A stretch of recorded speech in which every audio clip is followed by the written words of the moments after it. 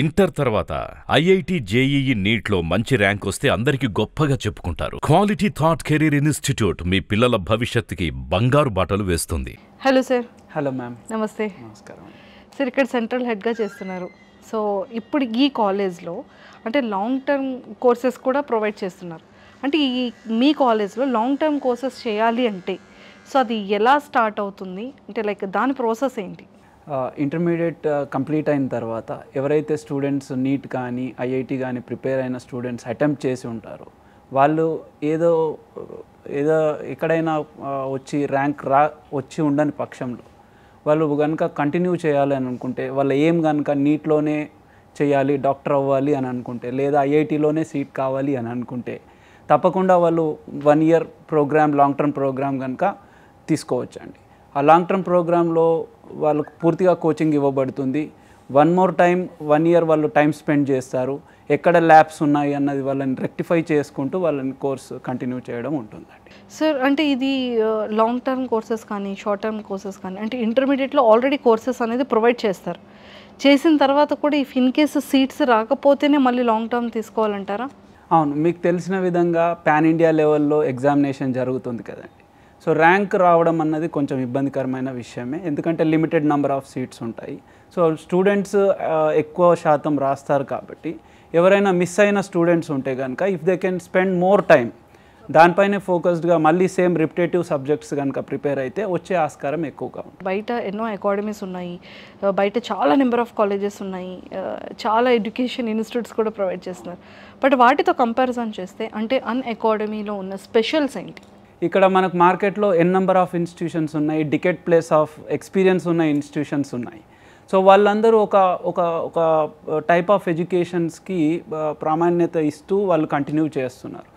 Differentiate కనుక మనం చేసుకున్నట్టయితే academy as you know pandemic టైంలో ఆన్లైన్ బేస్డ్గా వచ్చింది. దాంతోపాటు now they are stepping into an offline education అండి. So when we compare with the other competitors in the market, differentiate కనుక చేసుకున్నట్టయితే మనకు ఇది టెక్నాలజీ బేస్డ్ ఫర్మ్, ఎంటర్‌ప్రెన్యూర్స్గా 3 వ్యక్తులు వచ్చేసి స్టార్ట్ చేశారు.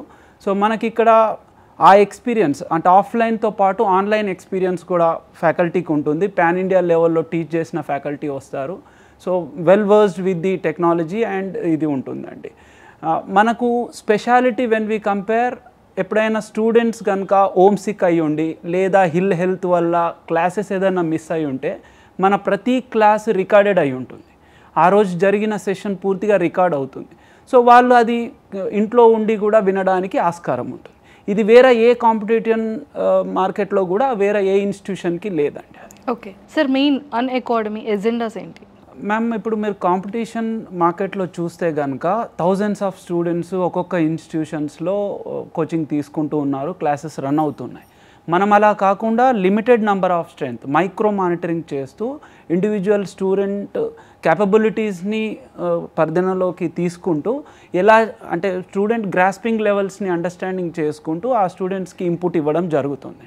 దీంతోపాటు హాస్టల్ అకామిడేషన్ కూడా లిమిటెడ్ నెంబర్ ఆఫ్ ఉంటుంది కాబట్టి we can give the best quality in those terms as well. Sir, ఇది కో ఎడ్యుకేషన్ కాబట్టి అంటే ఫీమేల్కి కానీ మేల్కి కానీ అంటే ఎలాంటి సెక్యూరిటీ లెవెల్స్ని మీరు ప్రొవైడ్ చేస్తున్నారు హాస్టల్లో? Though it's a co education, we do have 2 different segments అండి. 2 సెపరేట్ బిల్డింగ్స్ ఉంటాయి. మన గర్ల్స్ క్యాంపస్ సెపరేట్ ఉంటుంది, బాయ్స్ క్యాంపస్ సెపరేట్ ఉంటుంది. సీసీ కెమెరాస్ సర్వైలెన్స్లో ఉంటారు కాబట్టి అది సేఫ్ సైడ్. అంటే ఇప్పుడు ఆల్మోస్ట్ మనం కాలేజ్ స్టూడెంట్స్ కానీ హాస్టల్ స్టూడెంట్స్ని చూసుకుంటే హాస్టల్స్లో వాళ్ళ అల్లరి కానివ్వచ్చు, అంటే లైక్ ఆ స్టూడెంట్స్ అప్పుడే కొత్తగా ఏజ్ చూస్తారు, అంటే కొత్త ప్రపంచాన్ని చూస్తారు కాబట్టి సో అలాంటి అల్లర్లు ఏమైనా చేయడానికి అక్కడ లేకుండా మీరు ఎలాంటి జాగ్రత్తలు తీసుకుంటున్నారు? ఆబ్వియస్గా ఒక individual when is in to teens, ఈ మీరు అడిగిన ప్రశ్న ఆబ్వియస్గా అందరూ అది చూసిన వారు. ఇప్పుడు మనం చూస్తున్నాం డైరెక్ట్గా పిల్లలు సోషల్ మీడియాలోనే రికార్డెడ్ చేసి పెడుతున్నారు, వాళ్ళ డాన్సెస్ కానీ వాళ్ళ ఆల్కహాల్ కానీ ఇలాంటివన్నీ కూడా. అవును, సో మనది పూర్తిగా క్లాస్ రూమ్స్ కానీ హాస్టల్స్ కానీ ప్రతిదీ కూడా కెమెరా సర్వైలెన్స్లో ఉంటుంది కాబట్టి వాళ్ళు ఒక సర్టన్ స్టేజ్ ఆఫ్ వరకు అల్లరి అన్నది భరించగలమండి, if it is a positive enough. when it is in negative thoughts and when it is in the negative attributes, then obviously manamu as a teacher ga మనం దాన్ని కంట్రోల్ చేయాల్సిన దీనిలోకి వెళ్ళిపోతాం. So camera సర్వైలెన్స్లో ఉంటాయి కాబట్టి పిల్లలు కూడా అది తెలుసు కాబట్టి అంత చేస్తారని నేను అనుకోవట్లేదండి. ఇవాళ యూత్ అందరు మెచ్యూర్డ్ ఇనఫ్గా ఉన్నారు, వాళ్ళ లిమిటేషన్స్ వాళ్ళకి తెలుసనే నేను అనుకుంటున్నాను.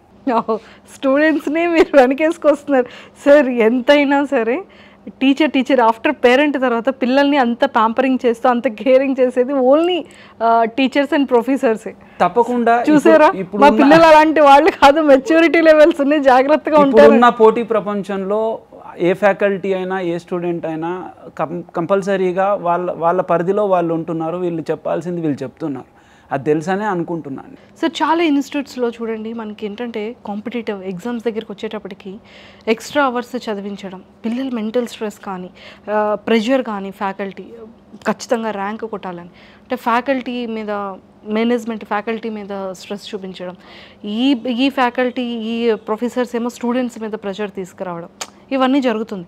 బట్ మీ సైడ్ ఎలా ఉంటుంది? మీ మేనేజ్మెంట్ మీ ప్రొఫెసర్స్కి కానీ ఫ్యాకల్టీకి కానీ ఎలాంటి ఇన్స్ట్రక్షన్స్ ఇస్తారు? పిల్లల్ని ఏ విధంగా చూడాలని మేనేజ్మెంట్ నుంచి మీకు ఇచ్చే రూల్స్? ప్రెజెంట్ ఉన్న మార్కెట్ కండిషన్స్లో మీరు చెప్పింది 100% నిజమండి.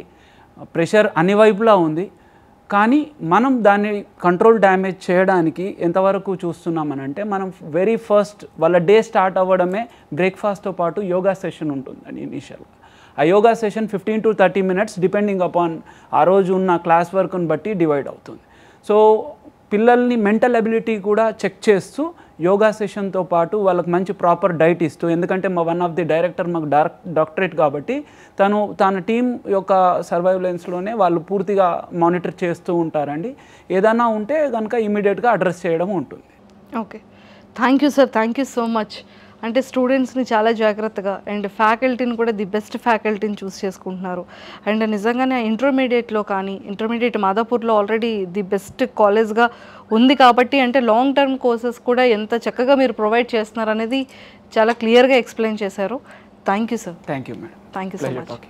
సో చూసారు కదా, అన్అకాడమీ మాదాపూర్ ఇంటర్మీడియట్ అనేది కాలేజ్ ఉంది అండ్ అలానే లాంగ్ టర్మ్ కోర్సెస్ కూడా చాలా చక్కగా వీళ్ళు ప్రొవైడ్ చేస్తున్నారు. సో మీకు లాంగ్ టర్మ్ కావాలన్నా షార్ట్ టర్మ్ కావాలన్నా ది బెస్ట్ క్వాలిటీ ఎడ్యుకేషన్ మీరు నేర్చుకోవాలనుకున్నా కూడా కింద స్క్రోల్ అవుతున్న కాంటాక్ట్ నెంబర్కి కాంటాక్ట్ అవ్వండి, అప్రోచ్ అవ్వండి, కాలేజ్ని విజిట్ చేయండి అండ్ హాస్టల్ని విజిట్ చేయండి.